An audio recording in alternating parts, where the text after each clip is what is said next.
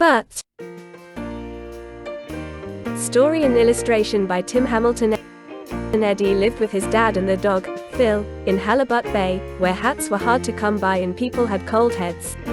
On this particular Friday, Eddie and Phil looked forward to a fun weekend of fishing, but Eddie's father stopped them in their tracks. Your Aunt Sue tripped on some yarn and broke her leg while making a pair of polka dot socks. He said, while rubbing his cold head. You have to do her chores. No fishing? Eddie cried. No fishing. Phil cried. No fishing. Dad said. Watch for pirates. Dad shouted as Eddie and Phil sailed off. And keep your heads warm. He added. Eddie and Phil had a good headwind and encountered no pirates, but they were still very late. Hurry! Aunt Sue shouted. I've been waiting with this cold head of mine. Here's your list of chores. They all need to be done today. But you must do them quietly. I need to sleep, and I'll be very, very angry if you wake me. And with that she sent him away. Eddie and Phil swept, washed dishes, and did laundry. Oh no. Phil shouted as he looked at the list of chores. Did you see this? We have to throw a party today.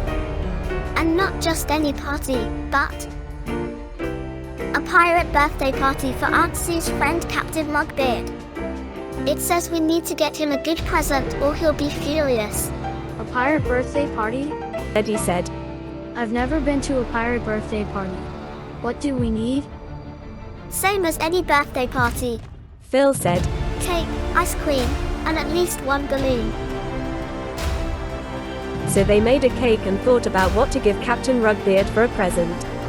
They came up with all sorts of good ideas, like a treasure chest filled with gold doubloons and pieces of 8.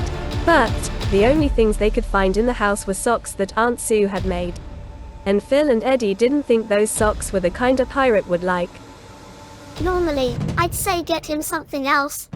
Phil said. But we have no choice. The pirates are here. Surprise! Eddie and Phil shouted when the pirates got to the door. Everything was ready, but Eddie's heart sank when he saw that Captain Rugbeard had only one leg, because Eddie and Phil were giving him 2 socks. Just right. Arr! Captain Rugbeard shouted. Even though my head is cold, this is a great party. I can't wait to open my presents, but let's enjoy this balloon and eat cake and ice cream first.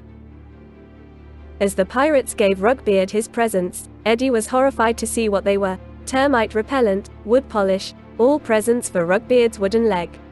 Eventually, Rugbeard wanted Eddie's present, but Eddie had hidden it.